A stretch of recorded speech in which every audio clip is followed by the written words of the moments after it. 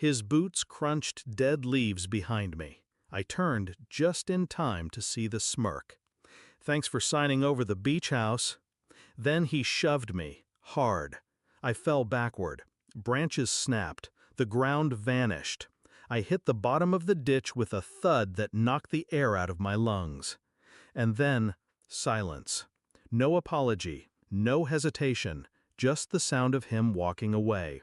He thought I was dead, or close enough that it didn't matter. But I survived. Barely. And the second I opened my eyes in that cold ditch, I didn't cry. I smiled.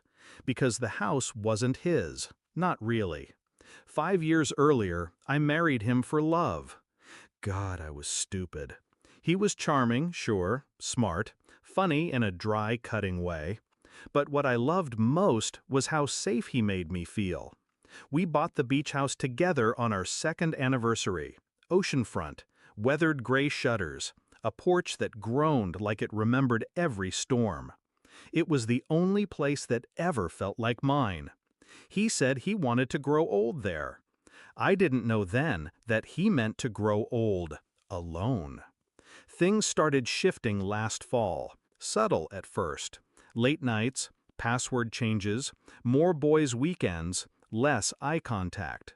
He stopped touching me, but started asking about the deed. Then one night I made coffee too late and couldn't sleep. His phone lit up while he was in the shower.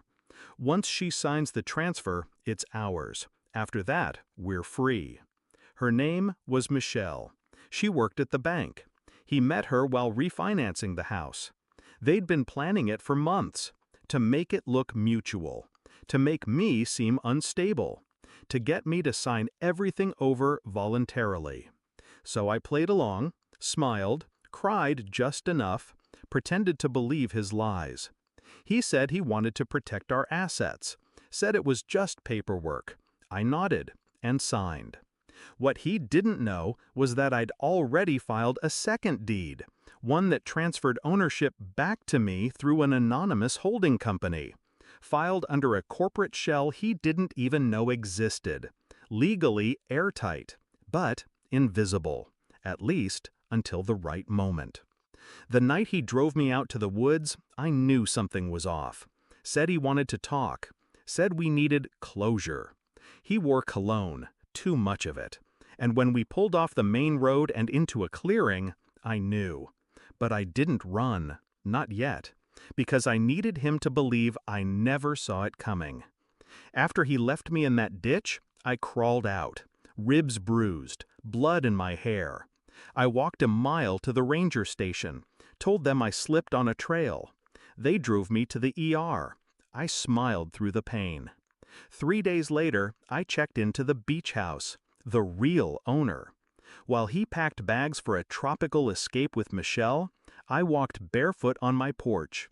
Every creak of the wood reminded me this place was mine again. He showed up 4 days later with a realtor, confident, relaxed, talking numbers and square footage. He didn't notice the lights were already on.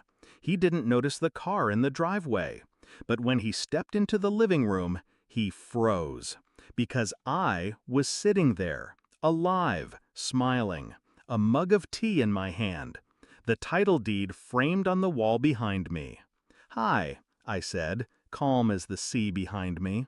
He looked like he'd seen a ghost. I stood, walked toward him slowly, handed him a thick envelope. He opened it.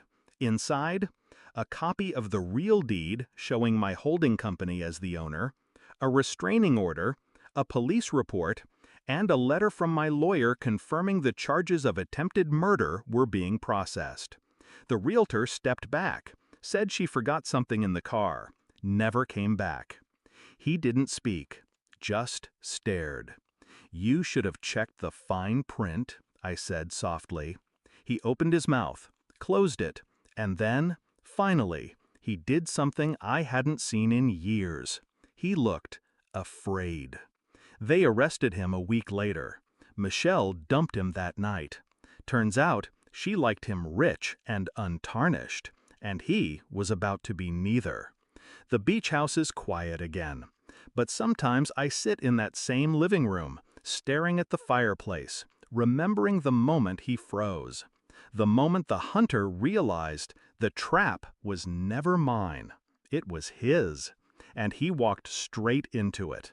He thought the beach house was his prize. He thought I was the weak one, disposable. But I wasn't the victim in this story. I was the storm. And he?